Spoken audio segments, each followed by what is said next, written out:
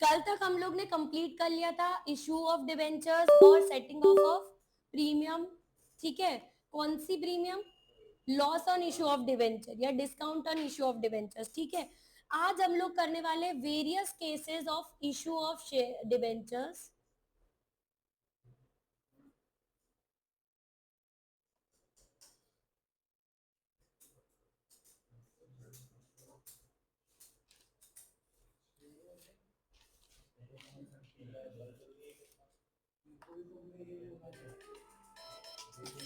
से समझना various cases of issue of debentures from the point of view of redemption. देखो अभी तक हम लोग जो इशू कर रहे थे ना वो नॉर्मल इशू कर रहे थे, रिडम्पशन के बारे में कोई इंफॉर्मेशन नहीं होती थी। ये वो केसेस है जब मुझे रिडम्पशन की भी इंफॉर्मेशन है। तो अब ध्यान से समझना, इशू किस पे हुआ है? या तो पार पे होगा, या तो प्रीमियम पे होगा, या फिर डिस्काउंट पे होगा। ध्यान से समझो, यहाँ पर इशू जो है वो आइदर पार पे होगा, प्रीमियम पे होगा, या डिस्काउंट पे होगा। और इसी तरह से जो रिडम्पशन है वो रिडम्पशन या तो पार पे होगा या तो फिर प्रीमियम पे होगा। रिडम्पशन मतलब रीपेमेंट, रीपेमेंट ऑफ डिबेंचर्स करना है ना, वो या तो पार पे होगा प्रीमियम पे होगा, डिस्काउंट पे तो नहीं होगा ना। कोई लेगा क्या डिस्काउंट पे? नहीं लेगा।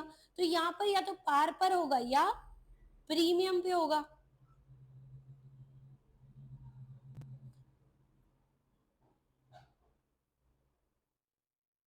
देखो जब तक पार वाली एंट्रीज है तब तक तो कोई प्रॉब्लम ही नहीं है, क्योंकि जैसी एंट्री हम अब तक करते आ रहे थे वो ही सेम टू सेम एंट्री होगी।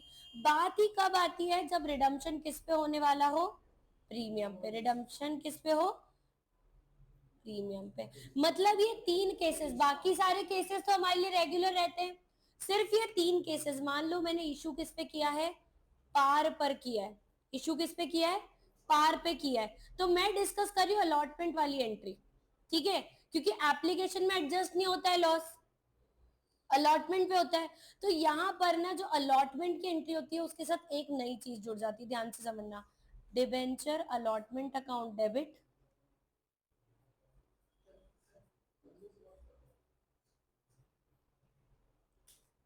Loss on issue of debentures. अब ध्यान रखना, जब आप डिस्काउंट पे इशू कर रहे थे तो आप लिख रहे थे discount on issue of debenture. याद आया? यहां पर मैं बात कर रही हूं जब बाद में, आज से 2 साल बाद, 3 साल बाद, 8 साल बाद जब आप रीपे करोगे तो तब क्या होगा? मुझे लॉस होगा। और वो लॉस किस नाम से आएगा? Loss on issue of debenture.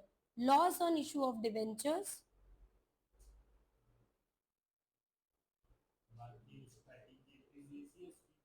बिल्कुल सेम, बिल्कुल सेम।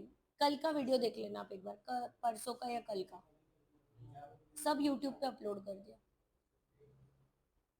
टू डिबेंचर्स अकाउंट, जो भी परसेंट ऑफ डिबेंचर है आपका। और ध्यान रखना जितना लॉस में रिकॉर्ड हुआ है उतना ही किसमें जाएगा? Premium on you of, sorry, premium on redemption of debentures. Premium on redemption of debenture. यही अगर ये सिक्योरिटी प्रीमियम पे होता, मतलब एक चीज अगर आप नोटिस करोगे तो सिर्फ ये एक एक्स्ट्रा चीज बढ़ जाती है आपके लिए। ठीक है, अगर मैं यही प्रीमियम पे रिकॉर्ड करना चाहूँ, अच्छा मैं क्यों रिकॉर्ड कर रही हूँ? मैं तो इशू कर रही हूँ ना, रिडम्पशन अभी से क्यों रिकॉर्ड करके रख रही हूँ? Prudence concept. प्रूडेंस कॉन्सेप्ट की वजह से मैं क्या करती हूँ? लॉस अभी ही बुक कर लेती हूँ, क्योंकि मुझे पता है होना तो ही, इस वजह से। फिर अगर प्रीमियम पे इशू करती तो एंट्री क्या होती? Debenture allotment account debit. और ध्यान रखना ये जो एंट्री होती है loss on issue of redemption पे, ये वाली कब होती है? हमेशा अलॉटमेंट के साथ। हमेशा किसके साथ होती है? अलॉटमेंट के साथ रिकॉर्ड होती है। फर्स्ट एंट्री सेम है, कुछ डिफरेंस नहीं होता है, वही बैंक टू डिवेंचर एप्लीकेशन, वही डिवेंचर एप्लीकेशन टू डिवेंचर। ये एंट्री है जो सिर्फ डिफरेंट होती है, बाकी सारी एंट्रीज क्या होती है आपकी? सेम। अगर वहां पर भी हम कुछ नहीं लेते हैं। Debenture allotment account debit, loss on issue of debentures,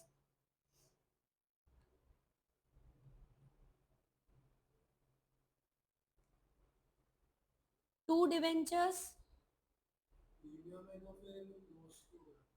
ये तो हमने बुक करके रख दिया। एक्चुअली क्या है, ये प्रीमियम जब हम तब पे करेंगे ना, तब प्रीमियम टू बैंक करेंगे, समझ में आया? पर अभी तो पे करना ही नहीं है, तो इसको एज अ लाइबिलिटी में कहाँ क्रिएट करके रख देती हूँ अभी मेरी बैलेंस शीट में, क्योंकि लॉस तो बुक करना ही है मुझे। टू प्रीमियम ऑन रिडम्पशन,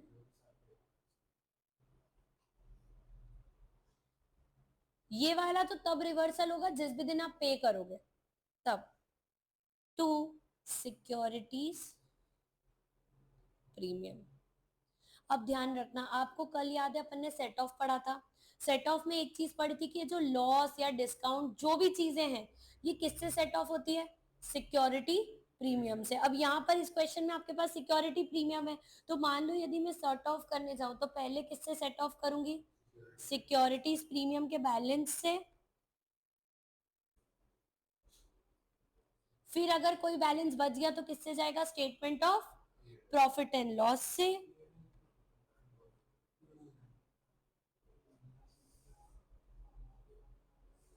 और लास्टली किस में जाएगा? To loss on issue of debentures, loss on issue of debenture. अभी स्टार्ट ही किया, ठीक है? तो ये सिक्योरिटी प्रीमियम वाला केस है। अच्छा, थर्ड केस और सबसे इंपॉर्टेंट और सबसे कंफ्यूजिंग यदि कोई केस है, मैं पूरा ही क्वेश्चन दे रही हूँ आपको, ठीक है? या फिर पहले मैं आपको क्वेश्चन दे देती हूँ, फिर मैं डिस्काउंट वाला डिस्कस कर लूंगी। मैं सारे 6 के 6 केसेस का ही क्वेश्चन दे रही हूँ आपको, ठीक है? अभी थर्ड केस पे अब आ रही हूँ कि अगर मैंने इशू डिस्काउंट पे किया है और मैं रिडम्पशन किस पे कर रही हूँ? प्रीमियम पे। अब ध्यान रखना, एंट्री करते हैं debenture allotment account debit, debenture allotment account debit. अब ध्यान रखना, यहाँ पे डिस्काउंट भी आएगा जो आपने डिस्काउंट दिया है, दूसरा यहाँ पे loss on issue of debenture भी आएगा। अब इस क्वेश्चन में ना आपके पास दो चीज होती है, या तो दोनों को क्लब कर दो, या तो दोनों को क्लब कर दो, या तो फिर अलग अलग लिख दो। तो ज्यादातर आपको देखने को मिलेगा कि क्योंकि हम सेट ऑफ करते हैं तो दोनों वैल्यूज आपको क्या मिलती है? क्लब्ड ही मिलती है। Loss on issue of debenture, अगर मुझे इंफॉर्मेशन दी है किसकी? रिडम्पशन की, कि रिडम्पशन किस पे होने वाला है? प्रीमियम पे होने वाला है, तो एज अ कंपनी मेरा तो लॉस है ना, मेरा तो लॉस ही है। और दूसरा क्या होता है? Discount on issue of debenture, जो मुझे इशू के टाइम पे भी लॉस हुआ, मतलब देते टाइम भी लॉस और इशू टाइम भी लॉस। अब मैं चाहूं तो इन दोनों को क्लब करके किस में ले जा सकती हूँ? पूरे के पूरे अमाउंट को loss on issue of debentures में ले जा सकती हूँ, वो भी करेक्ट माना जाएगा। To debentures account, to premium on redemption account, premium on redemption. अब इस क्वेश्चन में तो कोई सिक्योरिटी प्रीमियम है ही नहीं, तो पूरा का पूरा लॉस किससे सेट ऑफ हो जाएगा? Statement of profit and loss से। अच्छा, ऐसे क्वेश्चन में ना एक बार जरूर चेक करना कहीं as an information of the question कोई बैलेंस तो नहीं दिया आपको सिक्योरिटी प्रीमियम का। यदि कहीं कोई बैलेंस दिया है तो फिर आपको क्या करना पड़ेगा? पहले उसको भी सेट ऑफ करना पड़ेगा। अब ये तीनों तो मैंने सिर्फ आपके साथ एंट्रीज डिस्कस की है। अब मैं आपको कॉम्प्रिहेंसिव क्वेश्चन दे रही हूँ जिसमें 6 के 6 केसेस, ये जो 6 केसेस हमने अभी डिस्कस किए थे ये वाले, कि जिसमें अगर पार पर ही है, पार पे तो नॉर्मल एंट्री होगी, प्रीमियम पार पे तो नॉर्मल एंट्री, और डिस्काउंट पार पे है तब भी नॉर्मल एंट्री होगी। कोई दिक्कत थी क्या यहाँ तक? नहीं। अब मैं आपको क्वेश्चन दे रही हूँ, देखो मैंने बोला ना, केस नंबर 5 में आपको पहले करके बता रही हूँ ताकि आपको थोड़ी क्लैरिटी आए, या पहले फोर्थ ही कर रही हूँ, ठीक है? नहीं, फोर्थ कर रही हूँ मैं। फोर्थ वाले केस की डायरेक्ट एंट्री यदि मैं करती हूँ तो पहली एंट्री क्या होगी? बैंक, क्योंकि लमसम में रिसीव हो रहा है तो bank account debit. To debenture application and allotment, application and allotment कितने रुपए? 100 इंटू, अच्छा यहाँ पे तो एक ही डिबेंचर के पैसे लग रहे हैं ना यार, 100 रुपए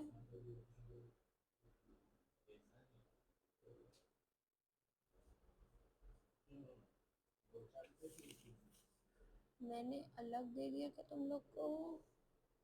नंबर ऑफ डिवेंचर्स थोड़ी ना मेंशन्ड है इस क्वेश्चन में। ठीक है, अब ध्यान से देखना ये वाली मेन एंट्री, फोर्थ केस की जो सेकंड एंट्री होगी वो ये ध्यान से देखना, debenture application and allotment account debit to कितने परसेंट, 10% डिबेंचर। अब ध्यान रखना मैंने यहाँ पे एक गलती कर दी, मैंने यहाँ पर लॉस के लिए जगह नहीं छोड़ी।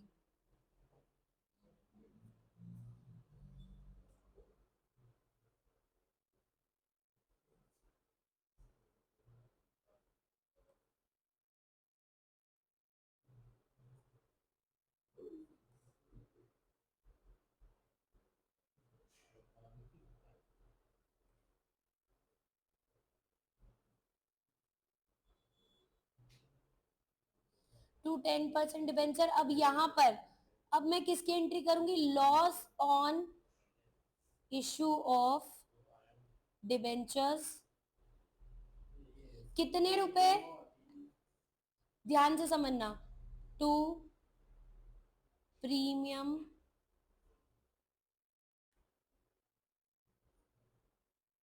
On redemption of debentures.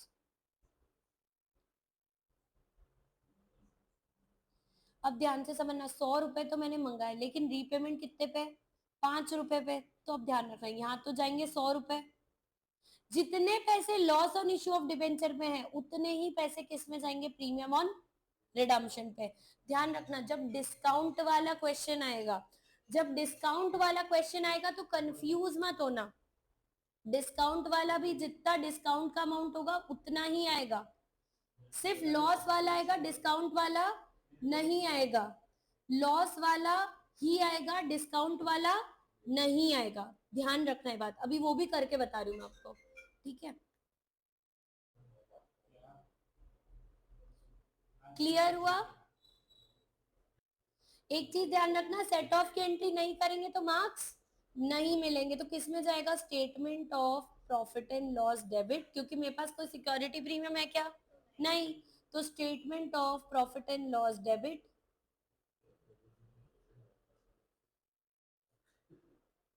5 रुपए to loss on issue of debentures.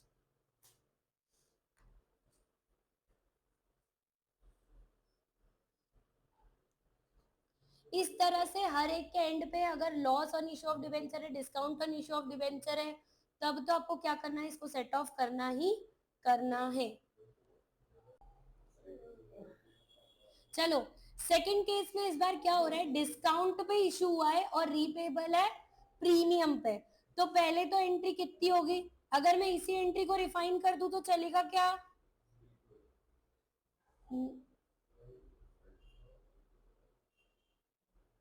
ठीक है?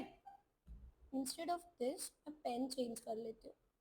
याद रखना मैंने डिस्काउंट डिस्कस कर रही हूँ ना, याद रखना डिस्काउंट के लिए मैं ब्लैक कलर का पेन यूज कर रही हूँ। कभी भी आप रेफर करोगे ना ये फ्यूचर में नोट्स, तो ब्लू कलर से ब्लू इंक का लिखा हुआ है, अब ब्लैक से लिख रही हूँ मतलब डिस्काउंट वाला लिख रही हूँ, ठीक है? तो बैंक में अब कितने पैसे आएंगे, 95, इतने ही आएंगे।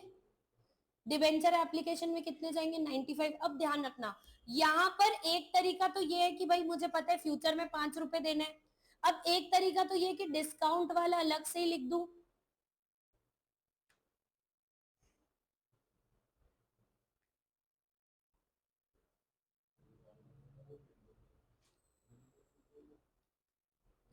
एक तरीका तो क्या है कि डिस्काउंट के लिए अलग से लिख दूं और ये loss on issue of debenture अलग से लिख दूं और बाकी सारी चीजें सेम रहेगी। ध्यान से सुनो, ये वाला पॉइंट बहुत इंपॉर्टेंट है, ये स्किप हो गई, एग्जाम में कंफर्म आएगा ही आएगा। ध्यान से सुनो, अब यहाँ पे मेरी बात सुनो, अब मेरे पास क्या तरीका था, या तो मैं लॉस अलग लिखती और डिस्काउंट अलग लिखती, या फिर मैं इन दोनों को साथ में लिखकर यहाँ पर टोटल कितना लिख देती,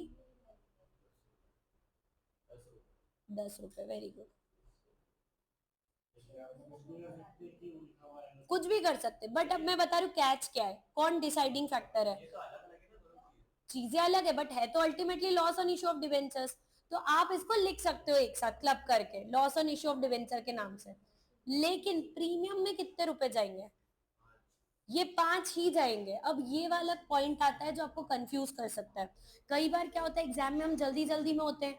अब मुझे पता है लॉस दिख रहा है 10, मैंने लिख दिया, और मैंने गलती से भी रिडम्पशन में भी कितना लिख दिया, 10 लिख दिया, क्योंकि मेरी तो आदत है ना जितना लॉस में उतना रिडम्पशन में। तो फिर क्या होगा, ऐसे में मिसमैच हो जाएगी मेरी एंट्री, 5 का डिफरेंस आ जाएगा मेरे इसमें। तो जितना रिडम्पशन पे लॉस हो रहा है उतना ही loss on issue of debenture में जाता है। तो आप चाहो तो क्लब करके लिखो तो बहुत ही अच्छी बात है। यदि आप ना लिख सको तो आप अलग ही लिख दो, as long as question specifically नहीं मांग रहे, आप अलग ही लिख दो ताकि आपसे गलती होने के चांसेस कम हो जाए। क्योंकि ये बहुत कॉमन मिस्टेक है। अभी तो मैं पहली बार बता रही, तो आपको लगेगा यार ऐसी मिस्टेक थोड़ी ना करेंगे, बट जब आप 2 4 5 क्वेश्चंस तक पहुंच जाओगे तो ये गलती होती ही होती है हर बार। नहीं, आप लिख सकते हो, लिखना चाहिए, स्टैंडर्ड प्रोसीजर तो यही कहता है। लेकिन आप एग्जाम में कहीं कंफ्यूज हो जाओ, क्योंकि एग्जाम में वैसे ही बहुत रश रहता है लिखने का, तो ताकि सिली मिस्टेक ना हो तो आप अलग भी लिख दोगे तो कोई आपके मार्क्स कट नहीं करने वाला है।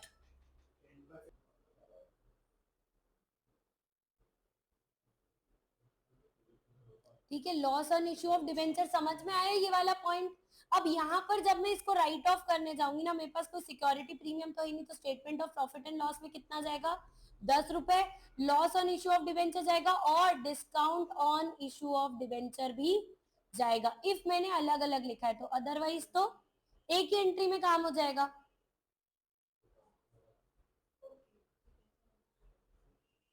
क्लियर हुआ? अगर वहां एक है तो नीचे भी एक ही आएगी, अगर ऊपर 2 है तो नीचे भी 2 एंट्रीज आएगी। क्लियर हुआ? बातें बंद। क्लियर हुआ अच्छे से? अब हम लोग चलते किसमें, कि अगर प्रीमियम होगी, अगर प्रीमियम होती तो फिर क्या करती मैं इस एंट्री में, ध्यान से समझना। यहां पर यदि प्रीमियम होती तो बैंक में कितने पैसे आते, 105 रुपए। ठीक है, आती है सबसे इंपॉर्टेंट एंट्री। अब ध्यान रखना, इस एंट्री को मैं नहीं कर रही हूँ, न्यू ही लिख रही हूँ। ठीक है, कितने रुपए होता है डिबेंचर अलॉटमेंट, ये 6th केस का debenture allotment, sorry application and allotment account debit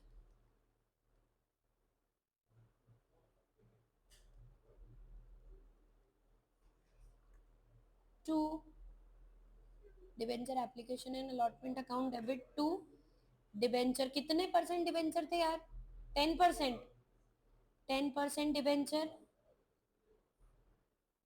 अब ध्यान रखना, यहां तो आ गए 105 रुपए, यहां आ गए 100 रुपए, और 5 रुपए किसमें जा रहे, सिक्योरिटी प्रीमियम में। किसमें जा रहे, सिक्योरिटी प्रीमियम में। अब एक चीज ध्यान रखना, यहाँ पर रिडम्पशन 110 रुपए पे, तो loss on issue of debentures कितना आएगा, रिडम्पशन 110 रुपए पे है तो loss on issue of debentures कितना आएगा,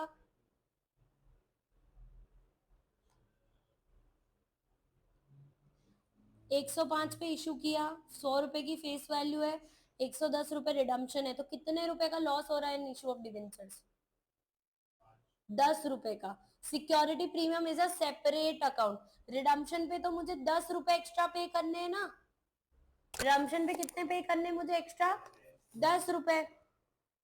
सिक्योरिटी प्रीमियम तो अब अलग हो गया ना, जब भी रीपे करूंगी तो क्या लिखूंगी, 10% debenture account debit, security premium को थोड़ी ना रीपे करती हूँ। तो टू प्रीमियम ऑन रिडम्पशन कितना आ जाएगा, 10 रुपए। Very good.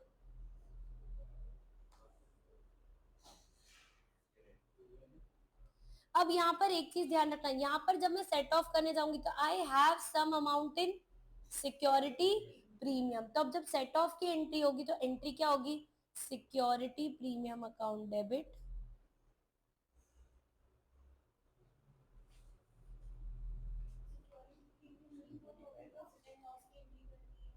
अगर नहीं होता, अब सुनो, यहाँ पर टू क्या था, loss on issue of debentures,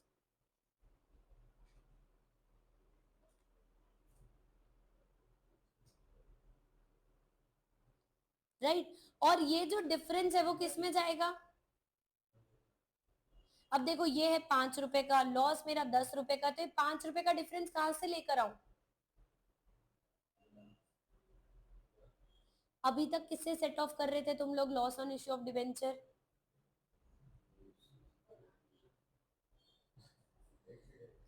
security premium कम पड़ गई, अब कहां से लेके आऊंगी? वही तो पूछ रही हूँ, statement of profit and loss, यही तो करना है। अब मैं आपको कुछ क्वेश्चंस होमवर्क के लिए दे रही हूँ। क्या?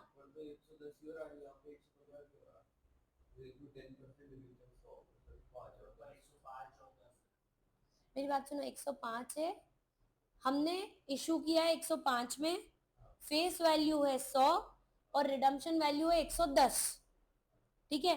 तो जो इशू पे पैसे आए वो 5 रुपए तो कहाँ चले गए? प्रीमियम पे, तो 105 एडजस्ट हो गए, और रिडम्पशन के 10 रुपए कहाँ एडजस्ट हुए? क्लियर हुआ? क्योंकि जो रिडम्पशन का लॉस है वो कितने पे इशू हुआ था उससे नहीं देखा जाता है, फेस वैल्यू कितनी है उसके हिसाब से रिकॉर्ड किया जाता है, ठीक है। मैंने चाहे उसको डिस्काउंट पे इशू किया था, लेकिन फेस वैल्यू जितनी होगी उस हिसाब से क्या आएगा, मेरा प्रीमियम आएगा। तो यहाँ पर कितना आ जाएगा, 5 रुपए, और इस तरह से क्वेश्चन होंगे। ये कॉन्सेप्ट जो आज हमने कवर किया समझ में आया सबको? इसके बियॉन्ड में नहीं पढ़ा रही हूँ आज, यही वाला कॉन्सेप्ट